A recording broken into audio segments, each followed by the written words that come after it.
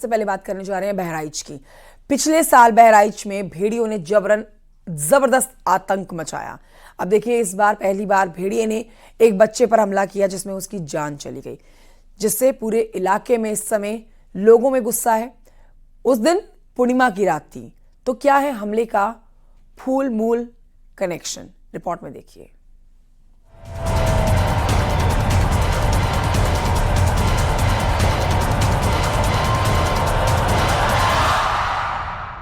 भेड़िए के हमले में बच्चे की मौत। क्या है हमले का पिंक मून कनेक्शन? जिस रात भेड़िए ने बच्चे पर हमला किया था, उस दिन पिंक मून यानी फुल मून था। चांद की रोशनी से रात जगमगा रही थी, तो क्या भेड़िया मौका पाकर बच्चे पर टूट पड़ा? माना यह भी जाता है कि भेड़िया पूर्णिमा की रात ज्यादा आक्रामक हो जाते हैं, और उसी रात भेड़िया बच्चे को अपने जबड़े में दबोचकर ले गया था। घायल अवस्था में घनश्याम जो है यही मिला था। आपको बता दूं, यही वो स्थान है जो गांव से 1 किलोमीटर दूर है। इसी जगह पे घनश्याम घायल अवस्था में मिले थे, जिसमें घनश्याम का बाया हाथ नहीं था और गले पे भी वार किया गया था भेड़िए की तरफ से। उसके बाद घनश्याम को ग्रामीणों ने मेडिकल कॉलेज में भर्ती कराया, जहां उनका इलाज चल रहा था, लेकिन आज सुबह उनकी मौत हो गई। पिछले साल बहराइच में आदमखोर भेड़िए ने खूब आतंक मचाया। दर्जनों गांव में भेड़िए की दहशत थी। भेड़ियों के हमले में 10 लोगों की जान चली गई थी, वहीं 50 से ज्यादा लोग घायल हुए थे। सितंबर के आखिर में भेड़ियों की दहशत का अंत हुआ था, लेकिन 6 महीने बाद एक बार फिर बहराइच में भेड़िया सुनाई दे रहा है। महसी तहसील के सिसैया चूड़ामड़ी गांव में पूर्णिमा की रात 8 साल का बच्चा घनश्याम अपनी मां के साथ सो रहा था। तभी अचानक दबे पांव भेड़िया आया और बच्चे को अपने साथ लेकर चला गया। मां को पता ही नहीं चला। जब बच्चे ने शोर मचाया तो घर के बाकी लोगों की नींद खुली, जिसके बाद भेड़िए का पीछा किया गया। भेड़िया करीब 1 किलोमीटर तक बच्चे को अपने साथ ले गया और बाद में वहां से भाग गया। इस हमले में भेड़िए ने बच्चे का एक हाथ चबा लिया था। उसे इलाज के लिए बहराइच मेडिकल कॉलेज में एडमिट कराया गया था, जहां इलाज के दौरान उसकी मौत हो गई। पिछले साल भी यहाँ पे कई कैजुअलिटी हुई है। हाँ, यहाँ पे बताया जा रहा था भेड़िया है सर, जो आता था। इस बार भी यही मालूम पड़ता है कि भेड़िया ही है सर। भेड़िया ही है। हाँ, इस बार भी यही मालूम पड़ रहा है सर। घनश्याम की मौत के बाद इलाके में दहशत बनी हुई है। लोग अपने बच्चों को लेकर काफी डरे हुए हैं। जिस तरह भेड़िए ने बच्चे पर हमला किया है, तो क्या फिर वो जल्द शिकार की तलाश में गांव आएगा? इस साल भेड़िए ने पहली बार जानलेवा हमला किया, जिससे हर कोई खौफ में है और हर जुबान पर पूर्णिमा वाली रात की बात हो रही है। ग्रामीणों का कहना, साफ तौर से कहना कि और भी भेड़िया इस इलाके में है, जिसकी वजह से ये वारदात हो रही है। हालांकि वन विभाग के जो कर्मचारी हैं वो चाक चौराहों पे खाली नजर आ रहे हैं, लेकिन जो मौके पे है वो कैमरा लगा के वन विभाग निगरानी कर रहा है। अखिलेश कुमार, न्यूज़ 18 बहराइच।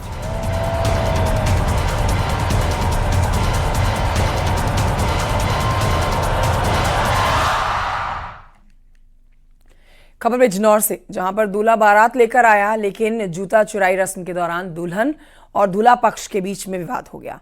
कम पैसे मिलने पर शुरू हुआ झगड़ा पुलिस थाने तक पहुंचा और इसके बाद दूल्हा बिना बारात के ही लौट गया। वहीं उसने दुल्हन को 3 तलाक कह दिया।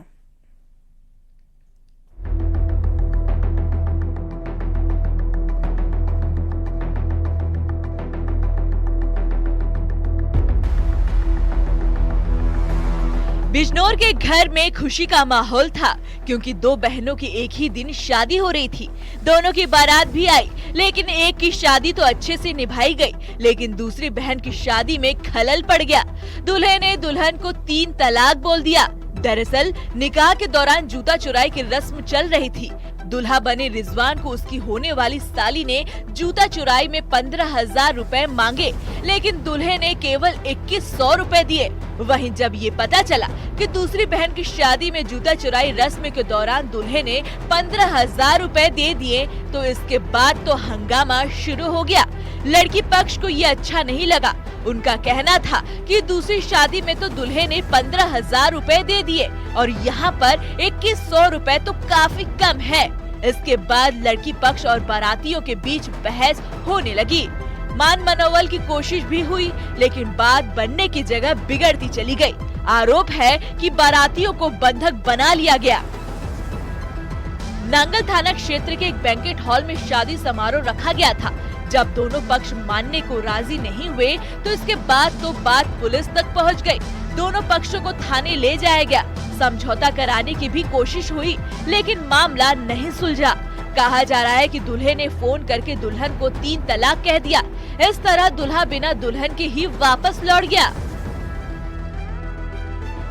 हाल ही में ऐसा एक और मामला सामने आया था। नजीबाबाद में एक शादी के दौरान जूता चुराई के लिए 50,000 रुपए मांगे गए थे। जब दूल्हे की तरफ से पैसे नहीं दिए गए तो विवाद बढ़ा और वहां भी दूल्हा बिना दुल्हन के ही लौट गया। बिजनौर से न्यूज़ 18 के लिए शिवम शर्मा की रिपोर्ट।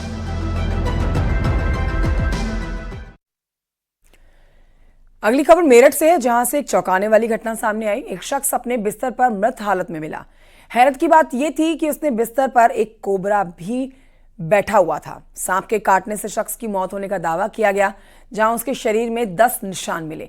पूरा मामला क्या है, देखिए इस रिपोर्ट में।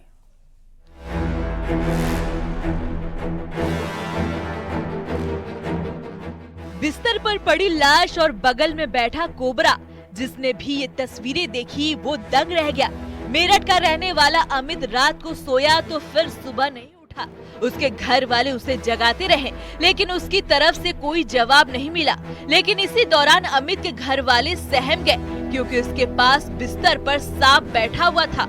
वो समझ गए थे कि अमित को सांप ने डस लिया है और इसी वजह से वो नहीं उठ रहा।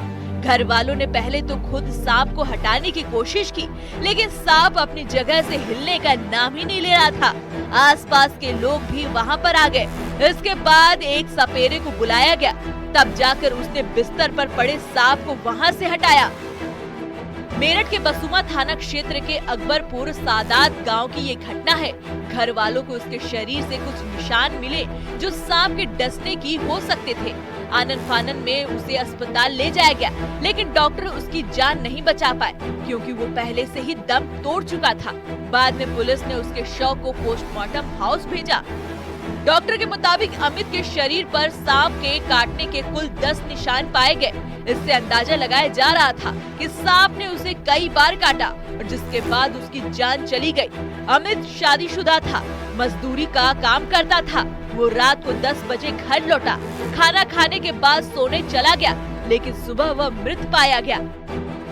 फिलहाल पूरे इलाके में घटना की चर्चा हो रही है। हालांकि बिस्तर पर सांप का आना और उसके बैठे रहना चौंका भी रहा है। कई लोग तो इसे सांप का बदला लेने की बात से जोड़ रहे हैं। मेरठ से न्यूज़ 18 के लिए निखिल अग्रवाल की रिपोर्ट। आज रॉबर्ट वाड्रा से फिर से पूछताछ करेगी ईडी। ये बड़ी खबर आपको बता रहे हैं इस समय की। मनी लॉन्ड्रिंग मामले में वाड्रा से पूछताछ की जाने वाली है। कल करीब 6 घंटे तक ईडी ने वाड्रा से पूछताछ की थी। ये बड़ी जानकारी आपको दे रहे हैं। रॉबर्ट वाड्रा से आज एक बार होगी फिर से पूछताछ। शंकर आनंद देंगे और जानकारी। शंकर आनंद, कल कई घंटों तक पूछताछ चली, आज एक बार फिर से सवालों के जवाब लिए जाएंगे रॉबर्ट वाड्रा से। कितने बजे पूछताछ शुरू होगी, आज की जानकारी दें।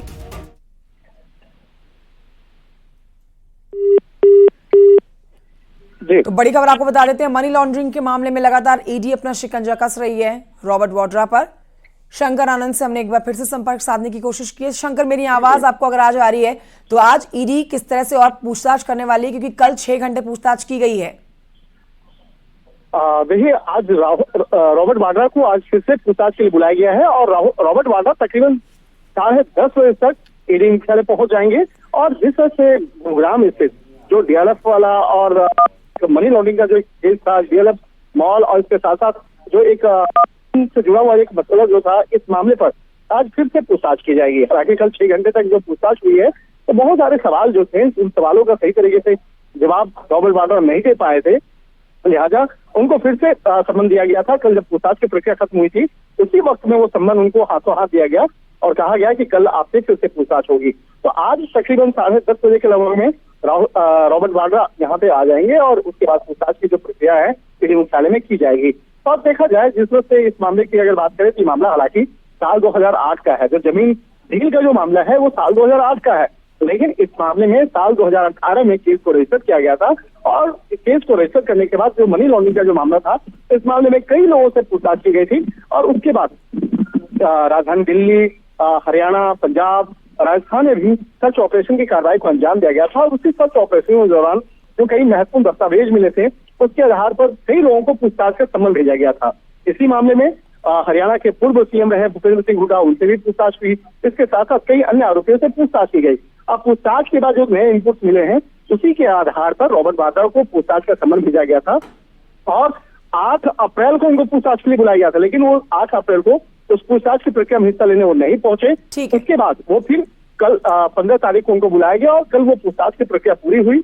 और उसके बाद आज जो है, आज पूछताछ की प्रक्रिया 10:30 बजे से ठीक है। तो आज एक बार फिर से पूछताछ की जानी है। कल 6 घंटे पूछताछ की गई है रॉबर्ट वाड्रा से।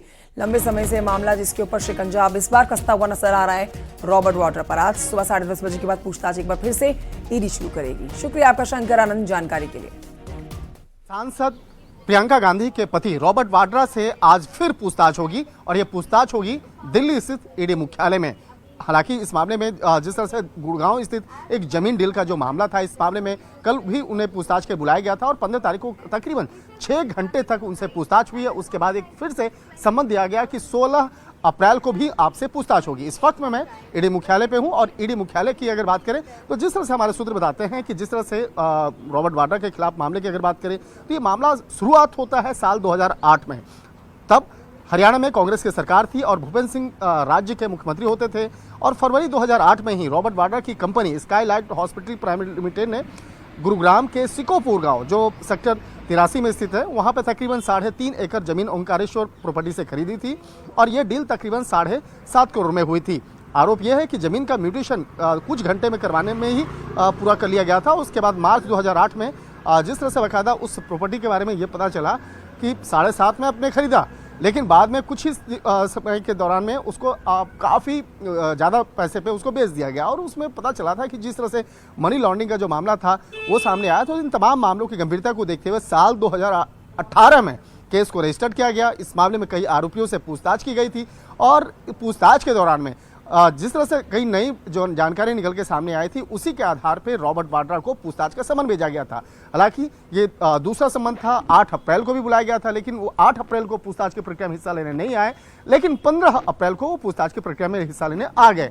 लेकिन अब देखना लाजमी होगा कि आज यानी 16 तारीख को जब ये पूछताछ होगी तो किस तरह से रॉबर्ट वाड्रा उन सवालों का जवाब देते हैं। हालांकि कल जब हेडक्वार्टर के अंदर आ रहे थे काफ़ी कॉन्फिडेंस में थे, लेकिन जब वो यहाँ से निकल के जा रहे थे, जब पूछताछ की प्रक्रिया खत्म हुई, उस वक्त में वो मीडिया कर्मियों से बातचीत नहीं की, निश्चित तौर पे, क्योंकि वो सवालों की जो फहरिस्त है, वो सवालों की फहरिस्त इतनी उनके लिए टफ मानी जा रही थी, जिसका वजह है कि इस मामले में उनके भी होश जो है उड़े हुए थे, क्योंकि कई जो सवाल ऐसे थे वो सवाल का जवाब रॉबर्ट वाड्रा सही तरीके से नहीं दे पा रहे थे।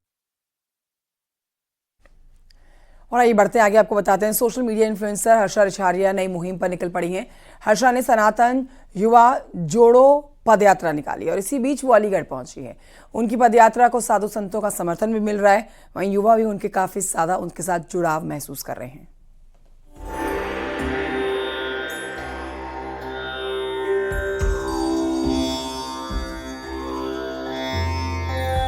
हर्षा रिछारिया प्रयागराज महाकुंभ के बाद से ही चर्चा में बनी हुई हैं। इन दिनों वो सोशल मीडिया पर अपनी पदयात्रा को लेकर छाई हुई हैं। सोमवार को हर्षा ने वृंदावन से अपनी पदयात्रा निकाली थी, जिसे साधु संतों का भी समर्थन मिला। इस यात्रा को सनातन युवा जोड़ो पदयात्रा नाम दिया गया, जिसका मकसद युवाओं को नशे से मुक्त करना और धर्म के प्रति जागरूक करना है। 7 दिनों की इस पदयात्रा का अंतिम पड़ाव संभल होगा। इसी बीच हर्षा रिछारिया अलीगढ़ में पहुंची, जहां उनकी पदयात्रा का लोगों ने स्वागत किया। कड़ी धूप में हर्षा अपने समर्थकों और युवाओं के साथ 175 किलोमीटर के सफर पर निकली है। उनकी इस पदयात्रा में किन्नर अखाड़े के महामंडलेश्वर भी शामिल हुए।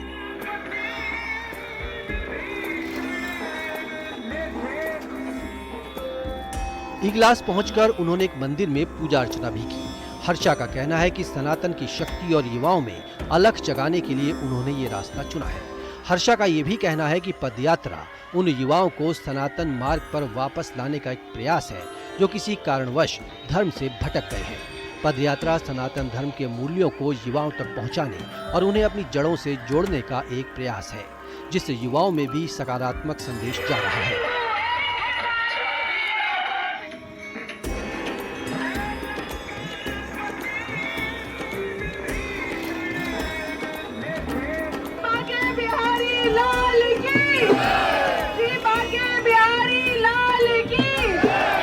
हर्षा ने मथुरा से अपनी पदयात्रा का आगाज किया था।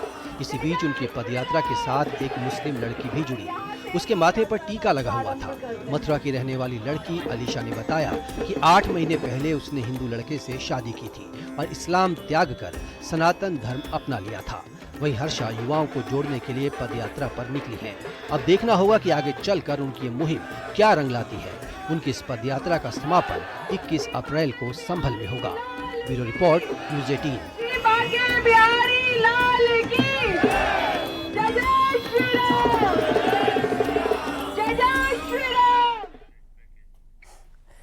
कानपुर में बकरे के बच्चे को लेकर 2 परिवारों के बीच जंग छिड़ गई। ये मामला थाने पहुंचा और वहां जाकर ही सुलझ पाया। रिपोर्ट देखिए।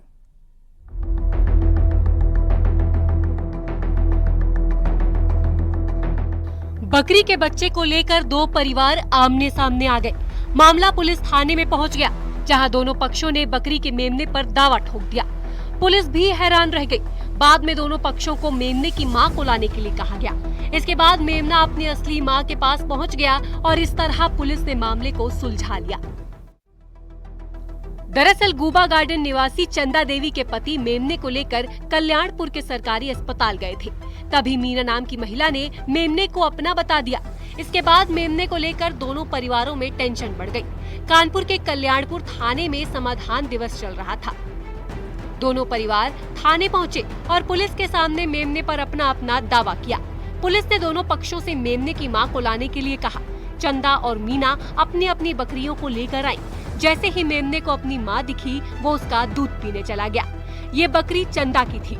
वहीं मेमने को दूसरी बकरी के पास भी ले जाया गया, लेकिन वो उसके पास नहीं गया। इसके बाद पुलिस ने बकरी के बच्चे को चंदा के परिवार के हवाले कर दिया और मामले को सुलझा दिया। और 3 घंटे लग गए पुलिस को इसका समाधान करने में और ये वीडियो अब तेजी से वायरल हो रहा है। इस घटना को या इस प्रकरण की अब पूरे दिन भर चर्चा हो रही है। वीडियो जर्नलिस्ट आशीष पांडे के साथ अमित गंजू, न्यूज़ 18 कानपुर। उधर ग्रेटर नोएडा के दनकौर थाना क्षेत्र के एक गांव में 2 सगी बहनें अपनी शादी से अचानक लापता हो गई। शिकायत के बाद पुलिस ने शादी से महज 1 दिन पहले दोनों बहनों को संभल से खोज निकाला। दोनों की शादी 14 अप्रैल को होनी थी। करीब 1 हफ्ता पहले अचानक से उनके गायब हो जाने से परिवार में हड़कंप मच गया।